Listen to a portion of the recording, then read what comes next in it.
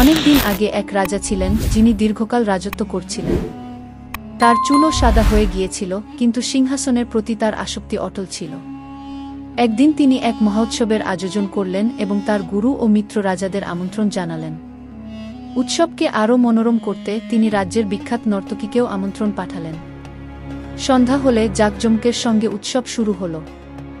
রাজা তার গুরুকে কিছু স্বর্ণমুদ্রা দিলেন, যাতে তিনি নর্তকীর সুন্দর গান ও নৃত্যের জন্য পুরস্কৃত করতে পারেন।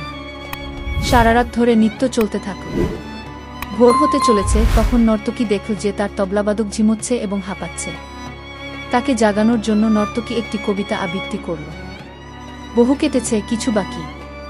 প্রতি মুহূর্তেই সময় ফুরায়, এক মুহূর্তের ভুলে বদনাম যেন না হয় আমায়। এই কবিতার বিভিন্ন ব্যক্তি বিভিন্ন অর্থ করল। তবলাবাদক সতর্ক হয়ে তবলা বাজাতে শুরু করল। গুরু যখন এটি শুনলেন, তখন তিনি সমস্ত স্বর্ণমুদ্রা নর্তকীর হাতে দিলেন। নর্তকী যখন আবার একই কবিতা পাঠ করল, তখন রাজকন্যা তার নলাখা হার খুলে দিল। আবার সেই কবিতা শুনে রাজপুত্র তার মুকুট খুলে দিল। নর্তকী বারবার একই কবিতা বলতে থাকে। তখন রাজা রাগান্বিত হয়ে বললেন, থামো, একটি কবিতার মাধ্যমে তুমি সবাইকে প্রলুব্ধ করে তাদের সব কিছু নিয়ে নিয়েছ। গুরু এই কথা শুনে আবেগে কেঁদে ফেললেন এবং বললেন, রাজা, তাকে তুমি নর্তকী বা গণিকা বলো না, সে আজ থেকে আমার গুরু। সে আমার চোখ খুলে দিয়েছে।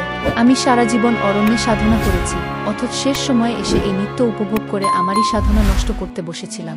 আমি আর এখানে থাকব না। রাজকন্যা বলল, আপনি আমার বিয়ে দিচ্ছিলেন না। আজ আমি পালিয়ে আপনার মহাবতের সঙ্গে জীবন নষ্ট করে দিতাম। কিন্তু এই নর্তকী আমাকে সঠিক পথ দেখিয়েছে যে আমারও সময় আসবে, তবে কেন আমি আমার বাবাকে কলঙ্কিত করব? রাজপুত্র কাঁদতে কাঁদতে বলল, বাবা, আপনি আমাকে রাজ্য দিচ্ছিলেন না, তাই আমি সৈন্যদের সঙ্গে মিলে আপনার হত্যা পরিকল্পনা করেছিলাম। কিন্তু এই নর্তকী আমাকে শেখাল, অবশেষে এই সিংহাসন আমারই হবে। তবে কেন আমি আমার বাবার রক্তের দাগ নিজের হাতে নেব? রাজা এই কথা শুনে আত্মোপলব্ধি করলেন। তিনি ভাবলেন, কেন আমি এখনই রাজপুত্রের অভিষেক করি না? আমার গুরু উপস্থিত আছেন, এখনই এটা করা উচিত।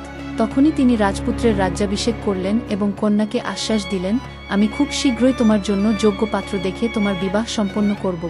এই সব দেখে নর্তকী বলল, আমার একটি মাত্র কবিতায় এত মানুষের পরিবর্তন হলো, অথচ আমি নিজে পরিবর্তিত হলাম না। আজ থেকে আমি আমার এই কাজ ছেড়ে দেব। হে প্রভু, আজ থেকে আমি তোমার নাম স্মরণ করব। সমাজ বদলাতে সময় লাগে না।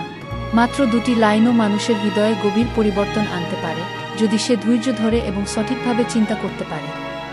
শেষে একটি অনুপ্রেরণামূলক কথা, প্রশংসায় গলে যেও না, সমালোচনায় ফুঁসেও উঠো না, নিঃস্বার্থভাবে কর্ম করো, কারণ এই পৃথিবীতে কিছুই চিরস্থায়ী নয়।